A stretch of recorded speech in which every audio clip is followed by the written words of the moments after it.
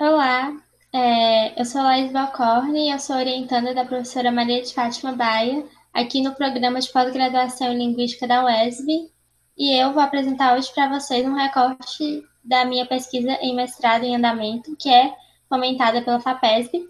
O título desse trabalho é o formato prosódico de sílabos de um par de gêmeas zigóticas.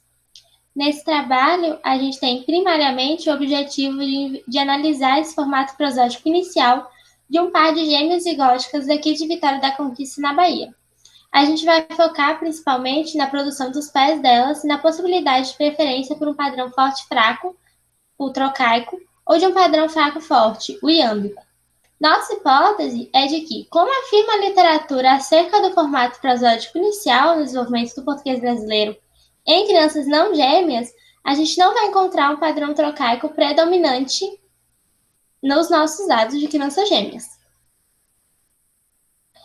Nossa pesquisa é norteada principalmente pelo paradigma dos sistemas adaptativos complexos, paradigma da complexidade.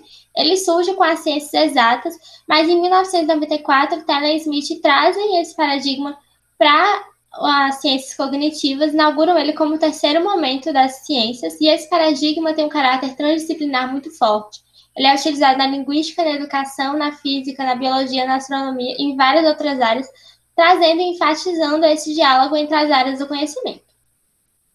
Os sistemas complexos, eles possuem algumas características. Eles são abertos, eles se adaptam, se alteram ao receber e dissipar energia. Eles são emergentes porque os resultados não determinados anteriormente são alcançados de uma forma progressiva através dos atos de auto-organização desse sistema. O sistema complexo, ele se forma através da interação com outros agentes sistemas, que são internos e externos a ele. Esses sistemas também são auto-organizáveis, e esse é o princípio maior que a gente tem, ou o nosso único princípio, que é que a formação espontânea dos padrões vai surgir através das interações desse sistema. Eles são instáveis porque padrões temporários podem se manifestar pelo princípio da auto-organização, porque esses percursos não são necessariamente lineares. Esses sistemas são dinâmicos também, os componentes deles são mutáveis e variáveis. Eles não têm nenhuma estabilidade e podem perpassar por mudanças ao longo do tempo. Quando a gente pensa no desenvolvimento do pé, a gente tem que lembrar que o estudo da prosódia ele acontece desde a Grécia Antiga, mas ele passa a ser considerado como um ramo mais científico no Renascimento. Primeiramente, o pé métrico ele foi ligado ao ritmo de poemas, em especial de origem indo-europeia. Foneticamente, o pé ele compreende a unidade de duração entre duas tônicas, incluindo a primeira e excluindo a segunda. Isso é essencial para a estruturação do ritmo do enunciado linguístico. Fonologicamente, o pé é um organizador das sílabas como constituinte rítmico que compõe a hierarquia da língua. Na teoria de Néstor e Vogel, estão diretamente acima da sílaba e abaixo da palavra fonológica. Estudos anteriores acerca do pé métrico vão apontar que há uma preferência por padrões trocaicos que poderiam ser universais em desenvolvimento. Rabi, em 1994, ela aponta que no português brasileiro da cidade de Salvador também ocorre um apagamento de sílabas iniciais, que levam a um padrão trocaico favorecido. Não há necessariamente uma tendência universal trocaica, mas isso ocorre devido a simplificações de ordem prosódico-lexical. Então, o que mais ocorre é a elisão dessa sílaba pré-tônica e, especialmente, a pré-tônica mais longe da tônica. Santos, em 2007, ela observa ao comparar dados do holandês e do português brasileiro que crianças holandesas tendem a apresentar uma preferência pela prevalência de pés trocaicos, enquanto as brasileiras tenderiam a preferir os pés iâmbicos. Pensando em estudos que estão mais na área da complexidade, Lima e Baia, em 2014, elas observam que a produção dos pés métricos sujeitos observados variou, sendo influenciada pelo alvo, ou seja, pelos padrões do português brasileiro adulto. Baia, em 2017, considera ainda que variações inter- e intrasujeitos também podem levar a uma preferência de um padrão acentual diferente. Vima, em 2018, ela observa que semelhanças e diferenças apresentadas no desenvolvimento vão refletir meios idiosincráticos os quais as crianças vão responder às experiências que elas têm. Não há, então, uma necessidade de invocar um conhecimento inato da estrutura prosódica para a autora, sendo o fator mais crucial para o desenvolvimento a experiência individual de cada sujeito. No desenvolvimento de gêmeos, estudos anteriores vão mostrar que ocorre uma variação no desenvolvimento segmental, silábico e fonotático. Já estudos acerca da prosódia específica de gêmeos, eles tendem a mostrar também essa variabilidade.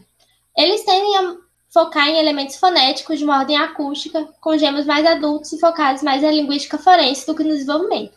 E para eles, essas produções vão tender a ser mais semelhantes de gêmeos do que de não gêmeos, ainda assim com individualidades e variações.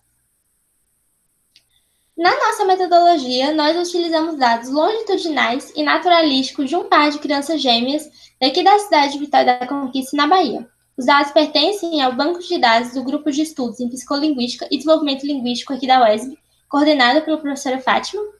E as sessões mensais dessas crianças foram gravadas e têm cerca de 30 minutos, são transcritas segundo o alfabeto fonético internacional e o sistema Chat-Child de transcrição.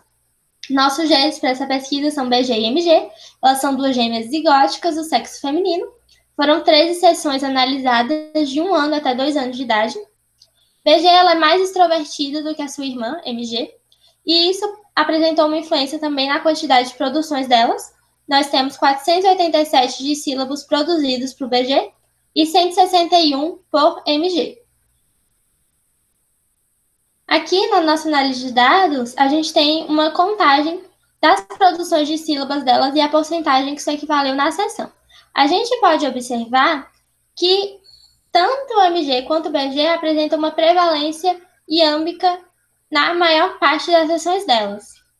Quando a gente vai observar no total das sessões, a gente percebe que ambas variaram entre 52, ou um pouquinho a mais de 52, de ambos, e 47, 48% de troqueus. Isso é mostrado também durante as sessões em que às vezes há uma diferença um pouco maior na quantidade de ambos e de troqueus, mas às vezes há uma diferença de apenas uma produção que vai levar o iambo a ter mais produções que o troqueu ou vice-versa. Aqui a gente pode observar no gráfico das produções de BG que há uma aumentada na quantidade de sílabos que ela produz, tanto iâmbicos como trocaicos, à medida que ela vai crescendo. E é interessante observar nos dados dela que a gente tem mais produções de iambos do que de troqueus. A gente há essa produção, às vezes, de iambos sem produção nenhuma de troqueus, mas há uma produção de troqueus concomitante na maioria das sessões com a produção de iambos, mesmo que essa produção trocaica não seja tão grande assim. E a gente pode observar essa concomitância também ao observar alguns exemplos das produções dela. Por exemplo, em 1 e 2, ela produziu tanto troqueus, como dado, quanto em ambos, Mia. E o mesmo em outras sessões, como de 1 ano e 9, que ela produziu gato e vovó. Em 1 ano e 10, que ela produziu cobra para cobra e limão para limão. Então, essa concomitância, mesmo havendo uma prevalência iâmica nos dados dela. A gente pode observar que nos dados de MG, ela apresentou muito mais iambos do que a sua irmã, mesmo que em uma quantidade menor de produções. A maioria das produções dela foram iâmbicas. A gente tem algumas sessões, como a sessão de 1 ano e 3, de 1 ano e 4, de 1 ano e 5, de 1 ano e 6, de 1 ano e 7, de 1 ano e 8, em que não há produção trocaica. Há sessões também que não há produção iâmbica nenhuma.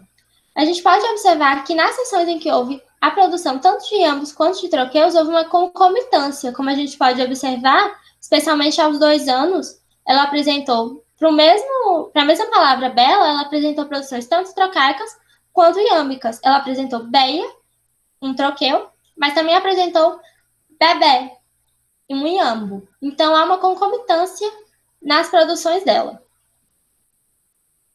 Então, apesar de elas apresentarem uma prevalência e uma preferência pelo padrão iâmbico, que é cerca de 52% na produção total delas para as duas, e não o padrão trocaico, que chegou a 47%, 48%, o que confirma a nossa hipótese, cada gêmea apresentou um percurso diferente para chegar lá, porque BG apresenta muito mais produções trocaicas, mesmo tendo uma produção iâmbica maior, e MG ela tende a ficar mais nos iambos.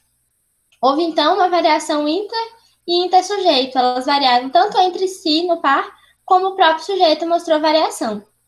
A gente crê ser importante, então, observar outros tipos de produções e as preferências acentuais dessas produções para a gente expandir o nosso estudo acerca do fenômeno, que é o que a gente pretende realizar na pesquisa de mestrado que está em andamento.